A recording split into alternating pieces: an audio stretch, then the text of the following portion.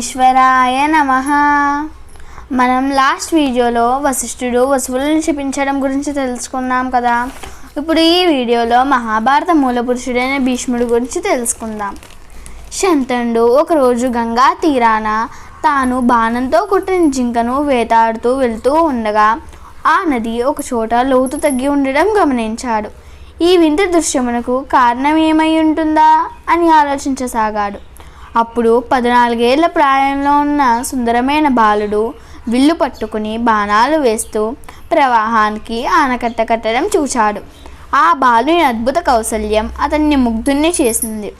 అంత శక్తివంతమైన నదీ ప్రవాహాన్ని తాను ఒక్కడే ఆపగలుగుతున్నాడు. ఆ సమయంలో గంగాదేవి శంతనుని కనబడి, ఇదిగో నీ 8వ కుమారుడు. నేను ఎంతో శ్రద్ధ తీసుకుని ఇతన్ని పెంచి పెద్దవారిని చేశాను.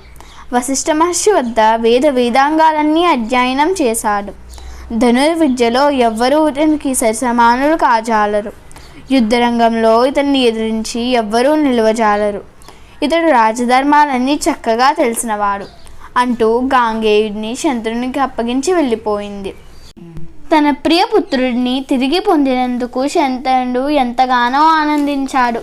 మహదానందంతో రాజధానికి తిరిగి వచ్చి తన ప్రియపుత్రుడైన గాంగేయుడిని లేక దేవవ్రతుడిని తన వారసుడిగా ప్రకటించాడు. ఇక్కడ గాంగేయుడు దేవవ్రతుడు అనే నామంతో పిలువబడుతున్నాడు. ఇలా 4 ఏళ్ళు సంతోషంగా గడిచింది. ఒకరోజు శంతనుడు యమునా తీరంలో విహరిస్తున్నప్పుడు అక్కడ ఒక అప్సరస లాంటి అందమైన యువతిని చూశాడు. ఒక మహర్షి వరప్రసాదంతో ఆమె శరీరం నుంచి వెలువడుతున్న దివ్య పరిమళం అరణ్య పరిసరాలన్నీ సుగంధమయంగా చేసింది. శంతనుడు ఆమెను, ఓ కోమలాంగి, నీవెవరు, ఇక్కడేం చేస్తున్నావు అని ప్రశ్నించాడు. ఆమె ఇలా బదులు చెప్పింది, నా పేరు సత్యవతి, జాలలు రాజైన దశరాజు పుత్రికను. పుణ్యం ఆర్జించడానికి ప్రయాణికులను నది దాటిస్తుంటాను అన్నది. శంతనుడు ఆమెను ప్రేమించి వివాహం ఆడడానికి ఉత్సాహపడ్డాడు. ఆమె తండ్రి వద్దకు వెళ్ళి ఆమెను తనకిచ్చి వివాహం చేయమని కోరాడు. అందుకు ఆయన, మహారాజా, మీరు నా కుమార్తెను వివాహం ఆడడం మాకు గర్వకారణం. కానీ మీరు ఆమెను చేపట్టడానికి ముందు నాకు ఒక వాగ్దానం చెయ్యాలి అన్నాడు. నీకేం మాట ఇవ్వాలో చెప్పు అని శంతనుడు అడిగితే అతడు, ఈమెకు పుట్టిన బిడ్డకే మీ తదనంతరం రాజ్యాన్ని ఏలే అధికారం ఉండాలి అన్నాడు. శంతనునికి ఆమెపై ఎంత వ్యామోహం ఉన్నా అలాంటి వాగ్దానం చేయలేకపోయాడు. తన ప్రాణమైన దేవవ్రతునికి ఎలా అన్యాయం చేయగలడు? అందువలన అతడు భారమైన హృదయంతో తిరిగి వచ్చాడు. ఈ విషయం ఎవరితోనూ చెప్పక ఏకాంతంలో రోజు రోజుకు కృంగిపోసాగాడు. దేవవ్రతుడు తండ్రి విచారాన్ని గమనించి ఆయనను సమీపించి, తండ్రి, ఇటీవల మీరు విచారంగా కనిపిస్తున్నారు. మీ విచారానికి గల కారణం ఏమిటి? నేను ఏ విధంగా మీకు సహాయపడగలనో దయచేసి చెప్పండి అని వేడుకున్నాడు. అప్పుడు శంతనుడు, నాయనా, నా మనోవేదనకు కారణం చెబుతాను విను. నీవు నాకు ఒక్కగానొక్క కుమారుడివి. జీవితం అనిత్యం. నీకు జరగడానికి ఏదైనా జరిగితే నేను మళ్ళీ పుత్రవిహీనుడిని అవుతాను. కానీ నీవు నాకు 100 మంది కుమారులతో సమానం. అందువల్ల నేను మళ్ళీ వివాహం చేసుకోదలచలేదు. నీవు చిరకాలం జీవించి మన వంశాన్ని వృద్ధి చేయాలన్నది నా ఆకాంక్ష. కానీ పెద్దలు ఒక్క పుత్రుడున్నవాడు పుత్రవిహీనుడు అంటారు. నీవు నా పుత్రుడి కావడం వల్ల నాకు స్వర్గం లభిస్తుందని తెలుసు. నీవు సాటిలేని యోధుడివి. ఏ కారణం వల్లనైనా నీకు యుద్ధంలో వీరమరణమే సంభవిస్తే అప్పుడు వంశాన్ని నిలబెట్టేవారు ఎవరు? ఇదే నా మనోవేదనకు కల కారణం అన్నాడు.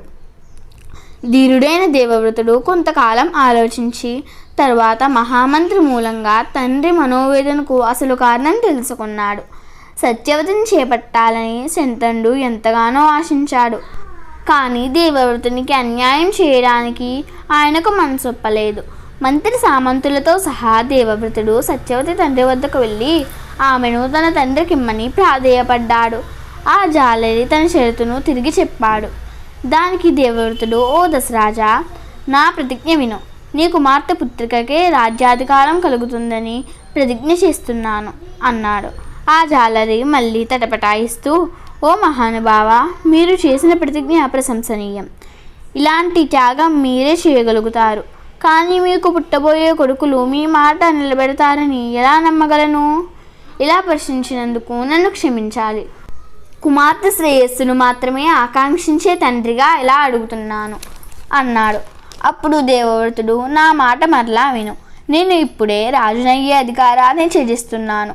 మీ అందరి సమక్షంలో ఈ ప్రతిజ్ఞ చేస్తున్నాను. నేను ఆజన్మాంతం బ్రహ్మచారిగానే ఉండిపోతాను. వివాహం చేసుకోను. నేను ఆ పుత్రుడిని అయినా నాకు స్వర్గం లభిస్తుంది అన్నాడు గంభీరంగా. దేవవ్రతుని మాటలు విన్న ఆ జాలరి పరమానందంతో సంతోషపూర్వకంగా నా కుమార్తెను మహారాజుకి ఇస్తాను అన్నాడు.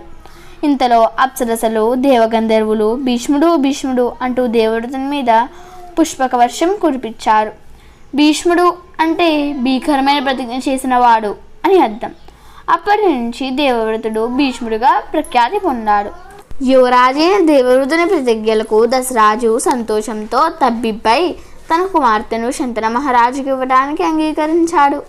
తరువాత దేవవ్రతుడు సత్యవతితో, అమ్మ, ఈ రథం అధిరోహించింది. మా తండ్రి వద్దకు తీసుకుపోతాను అన్నాడు. తండ్రి వద్ద సెలవు తీసుకుని సత్యవతి దేవవ్రతునితో హస్తినాపురానికి బయలుదేరింది.